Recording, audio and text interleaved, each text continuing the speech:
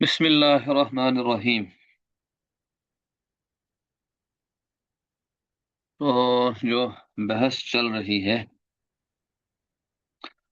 मबनियात की, यानी वो मुख्तलिफ अल्फाज जो मबनी होते हैं, जिनका एराब आखिर में बहुत कम बदलता है, बल्कि बदलता ही नहीं है, तो उनको कहते हैं मबनियात। उन्हीं में से एक है अस्माउल अस्वात, यानी वो अल्फाज, वो अस्मा, वो इस्म जो किसी जानवर या बेजान चीज की आवाज नकल करने के लिए इस्तेमाल किए जाते हैं। उनकी नक्काली, या उसको कहते हैं हिकायत। हकाया की हिकायतन, किसी की बात को नकल करना, इसी वजह से कहानी को भी हिकायत कहते हैं, नरेशन। तो किसी की आवाज को नरेट करने के लिए, नकल करने के लिए जो अस्मा इस्तेमाल किए जाते हैं, तो उनको कहते हैं अस्माए अस्वात। ये भी मबनी होते हैं। तो आमतौर पर इनमें आखिर में सुकून होता है, किसी में हरकत भी हो सकती है, लेकिन ज्यादातर ये मबनी पर सुकून होते हैं। जैसे गाक गाक, तो ये कौवे की आवाज की नकल है। हर जुबान में मुख्तलिफ जानवरों की आवाज, वहाँ के जो लोकल जो उर्फ होता है, उस एतबार से उसको बयान किया जाता है। तो अरबों के यहाँ इसकी आवाज को इसी तरीके से समझा जाता है, कौवे की आवाज को गाक गाक। इसी तरह खांसी की जो आवाज, वो नकल किया जाता है उह उह। या किसी जानवर वगैरह को आवाज दी जाए यहाँ से, किसी हरकत के लिए, बिठाने के लिए, उठाने के लिए, तो उसको भी अस्माए अस्वात में इस्तेमाल किया जाता है। जैसे निख निख, ये ऊंट को बिठाने के लिए ये आवाज इस्तेमाल होती है। इसी तरीके से हाशिए में उन्होंने मजीद कुछ आवाजें भी नकल की हैं। जैसे कुत्तों को भगाने के लिए हजा हजा, ये इस तरह इस्तेमाल करते हैं। इसी तरह किख किख, ये बच्चों को कोई चीज खाने से रोकने के लिए, जैसे कोई चीज किसी बच्चे ने खाई, उसको फेंकने के लिए। कहीं कहीं कख, काफ के जबर के साथ भी आया है। या किसी चीज से कराहत पैदा करने के लिए, तो उसके लिए कख या किख बोला जाता है।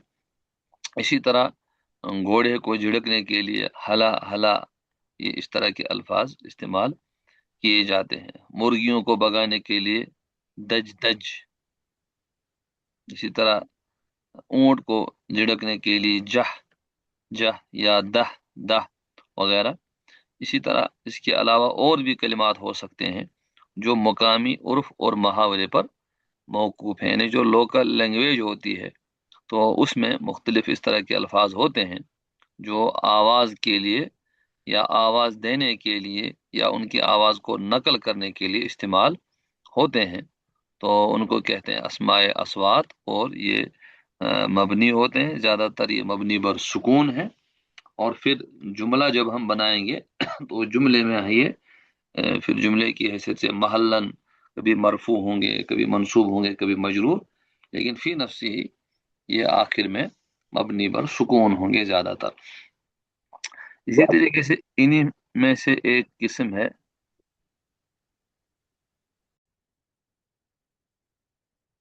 इसी तरीके से एक है मुरक्कब इम्तिजाजी, मुरक्कबात इम्तिजाजी। तो मुरक्कब की जमा मुरक्कबात, और इम्तिजाज, इम्तिजाज असल में कहते हैं मिजाज। जैसे हम कहते हैं मिजाज, आपके मिजाज कैसे हैं, तो ये असल में जो आदमी उठता बैठता है तो उसका मिजाज बनता है। अगर वो मस्खरों के साथ रहे तो उसका मिजाज मस्कराना बनता है। संजीदा लोगों के साथ बैठे तो मिजाज संजीदा बनता है। और वकीलों के साथ बैठे तो वही बहस वाला मिजाज बनता है। तो वह है कि जी, मस्कराना जिस, मिजाज कैसा होता है मुझसे? हाँ, मस्खराना मतलब जोकरी, मस्खरापन जिसमें आता है ना, तो जोकर। अच्छा। हाँ, तो ये बना है सुखरिया से, तो उसी को कहते हैं मस्खराना मिजाज। ये तो मसला है नफ्सियात का, तबीयत का। तो यहाँ ये जो लफ्ज आया इम्तिजाज, उसकी वजाहत के लिए हमने कहा कि ये जो मुरक्कब हैं, आपने दो मुरक्कब पढ़े हैं, एक तो मुरक्कब इजाफी और इसी तरीके से मुरक्कब तौसीफी। तो मुरक्कब इजाफी में इजाफत की निस्बत होती है, मुरक्कब तौसीफी में एक मौसूफ होता है, एक सिफत होता है, फिर वो दो लफ्ज मुरक्कब बन जाते हैं।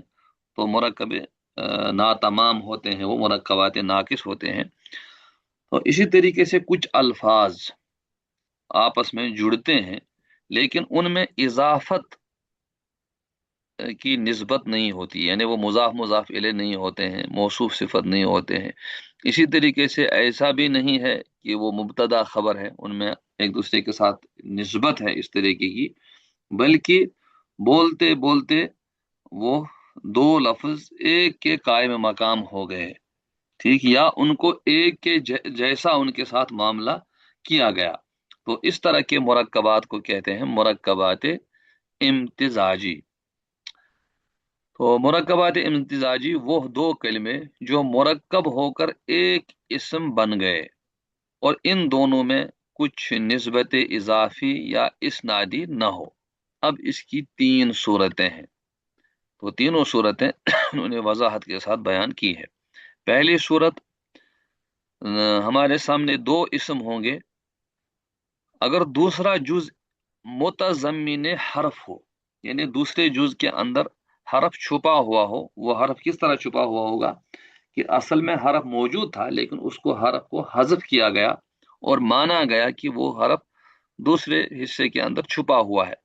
तो उस सूरत में दोनों जुज मबनी बर फतहा होते हैं, दोनों जुज मबनी बर फतहा होते हैं। इसकी मिसाल है 11 से 19 तक की जो गिनती है अरबी में, यहां पर माना जाता है कि ये जो अशर है, इस अशर से पहले वाव है, यानी अहादा व अशारा, अहादुन व अशारा, यानी असल इस तरह था, एक और 10, एक और दो और 10, तीन और 10।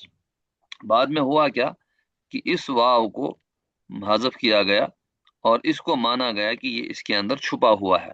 उसी को कहते हैं दूसरा जुज मुतज़म्मिन हरफ हो, कि दूसरे जुज के अंदर वाव जो है वो छुपा हुआ है, वाव हरफ छुपा हुआ है। तो इस तरह की सूरत हाल जहां होगी, वहां दोनों जुज, यानी पहला वाला जुज भी और बाद वाला भी जुज भी, ये दोनों मबनी बर फतहा होते हैं, दोनों के ऊपर जबर होगा। जैसे अहादा अशारा, ठीक। इसी तरीके से सलासता अशारा, अरबाता अशारा, खमसता अशारा, समानियत अशारा, तिसअता अशारा, 19 तक यही सूरत हाल रहेगी इन आदाद की, कि इनके दोनों जुज मबनी बर फतहा होते हैं, सिवाय इसना अशारा के। इसमें इसना अशारा को एक्सेप्शन दी गई, इसमें भी दूसरा वाला जुज नहीं बल्कि पहला वाला जुज, जो तो ये वाला पहला वाला जुज मुअरब है, यानी इसमें तस्निया का एराब आएगा, हालत रफ़ी में अलिफ के साथ, यानी इसना पढ़ा जाएगा, और नसब व जर की सूरत में इस नई, जैसे इस नई अशारा, 12, इस नई अशारा। और अगर मुअन्नस होगा इसका तो इस नता अशारा, इस नतई अशारा, ठीक। इस तरीके से ये जो 11, ये 12 जो है, 12 का हिस्सा, ये पहला वाला हिस्सा मुअरब होगा।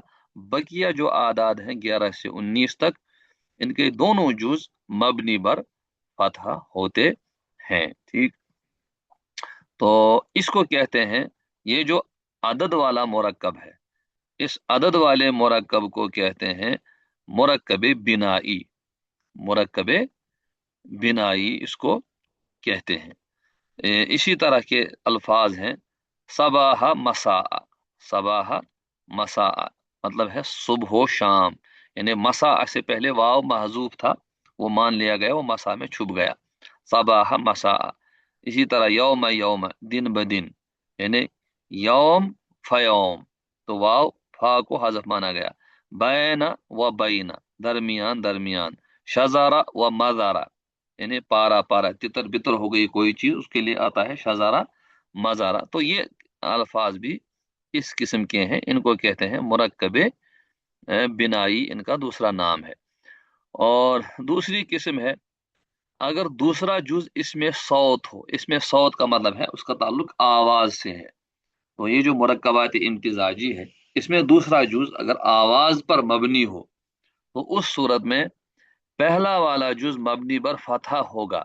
जैसे सीबा वाई में सीबा, तो पहला वाला जुज मबनी पर फतहा होगा और दूसरा जुज मबनी पर कसरा होगा। इस तरह मबनी पर कसरा, सीबा वही ही, सीबा वही ही। इसमें सीबा और वही ही दो हिस्से हैं, तो दो हिस्सों से मिलकर के ये एक बन गया। इसको मुरक्कबे सौती भी कहते हैं, यानी इसमें एक हिस्सा सौत का है, इसलिए कहा गया मुरक्कबे सौती। तो वो दूसरा वाला हिस्सा है जो सौत पर साउथ का मबनी है। मतलब क्या होगा हाफिज? जी, साउथ का मतलब क्या होगी? सौत का मतलब आवाज। अभी तो अच्छा। हमने ऊपर पढ़ा अस्माउल अस्वात, सौत की जमा अस्वात। ठीक, तो आवाज वाले अस्मा। लेकिन यहाँ ऊपर वाले हिस्से में हमने पढ़ा कि वो मुकम्मल आवाजें हैं, वहां मुरक्कब नहीं है। और यहाँ जो मुरक्कब है इसमें एक हिस्सा आवाज का है। इसमें वही ही जो है ये हिस्सा आवाज का है, और सीबा ये इसमें सौत नहीं है। तो अगर दूसरा जुज इसमें सौत हो तो पहला वाला जुज मबनी बर फतह होगा। तो पहला वाला जुज है सीबा, ये मबनी बर फतह है, और दूसरा जुज मबनी बर कसरा है, सीबा वही ही। तो इस दूसरे मुरक्कब को हम मुरक्कबे सौती भी कहते हैं। और फिर है तीसरा सीबा का वाला मतलब क्या हो गया सर? सीबा वही ही। ये दरअसल फारसी नाम है, तो इसका असल तर्जुमा तो इस वक्त याद नहीं है कि सीबा वही ही किसको कहते हैं, ये देखना पड़ेगा फारसी में इसका क्या तर्जुमा आता है। और इसी तरीके से तीसरा है अगर दूसरा जुज इसमें सौत न हो। अगर ये फारसी का है तो ये मतलब दूसरे उसमें है तो फिर ये क्या कहते हैं, गैर मुंसरिफ वगैरह भी हो सकता है ना? ये वहीं कुछ पढ़ा था शायद इसके बारे में। हाँ, वो दूसरा वाला हिस्सा है, वो आपको हम्म, याद जो है सही है। ठीक, जी। तो कुछ हजरात कहते हैं सीबा वाई का माना है सेब की खुशबू, सेब की खुशबू। ठीक, कहते हैं उनका जो चेहरा था वो लाल रंग का था, तो सेब की तरह, सेब की तरह, सेब के जैसे चेहरा। अगर दूसरा हिस्सा इसमें सौत न हो, तो यहाँ तो इसमें आवाज पर मबनी था दूसरा हिस्सा। अगर दूसरा हिस्सा इसमें सौत न हो तो पहला जुज तो मबनी पर फतह ही होगा, जैसे ऊपर वाले में था। अलबत्ता दूसरा जुज जो होगा वो तो या तो मुअरब होगा या उस पर गैर मुनसरिफ का एराब आएगा। और इसी किताब के गैर मुनसरिफ के बाब में जो हमने तरकीब, वहां पर आया था एक गैर मुनसरिफ के असबाब में से, उसका नाम था तरकीब। ठीक, यानी मुरक्कब होना। तो वहां पर यही वाला मुरक्कब है, मुरक्कबे गैर मुनसरिफ, मुरक्कबे गैर मुनसरिफ। इसमें जो दूसरा वाला हिस्सा है यानी बक्कु, इस पर गैर मुनसरिफ का एराब आएगा, यानी हालत रफी में पेश और हालत नसब व जर में फतहा, और जर इस पर नहीं आएगा। ठीक, तो बाला बक्कु, बाला बक्कु। तो बाल ये बुत का नाम है, और बक ये शहर की जो बुनियाद जिसने रखी थी उसका नाम है, बाला बक्कु। इस तरीके से दो लफ्ज जो हैं एक हो गए। इसमें पहला वाला जुज जो होगा वो मबनी पर फतह होगा, और दूसरा वाला जुज अगर उसको मुअरब मानेंगे तो मुअरब की सूरत में तो तीनों एराब आएंगे, पेश और जबर और जेर। लेकिन गैर मुनसरिफ की सूरत में सिर्फ पेश और अ, जबर आएगा। ठीक, जी। तो ज्यादातर तो यही वाला है जो गैर मुनसरिफ वाला है, यही वाला एराब इस पर رہتا ہے، تو اس والے کو مرکب منع صرف بھی کہتے ہیں، کیونکہ منع صرف میں یہ بحث آئی ہے، تو اس میں جو ہے دو اسباب پائے جاتے ہیں، ایک تو اس میں ترکیب پائی جا رہی ہے، اور دوسرا یہ کہ اس میں علمیت پائی جاتی ہے۔ اسی طریقے سے جو ہمارے لوکل نام ہیں، جو ہم دو دو نام جو ہم لوگوں کے رکھتے ہیں، فی نفسی ہی وہ نام دو ہوتے ہیں، لیکن ان کو ایک ہی شخصیت کے لیے بولا جاتا ہے۔ مثال کے طور پر محمد طیب ہے، محمد طیب ہے، تو یہ دو نام محمد اور طیب، لیکن ایک ہی شخصیت کا یہ نام ہے، اس لیے یہ ایک ہی نام ہے۔ اس میں پہلا والا حصہ چونکہ اس میں صوت تو ہے نہیں، لہذا پہلا والا حصہ مبنی پر فتح ہوگا، اور دوسرا والا حصہ غیر منصرف کی طرح رہے گا، یعنی پیش اور زبر ہی اس پر آئے گا۔ محمد طیب، محمد طیبہ۔ اسی طرح احمد آباد، احمد آباد، احمد آباد، اس طریقے سے اس کا جو ہے اعراب استعمال کیا جائے گا۔ ٹھیک، تو یہ اس کی تین قسمیں ہو گئی۔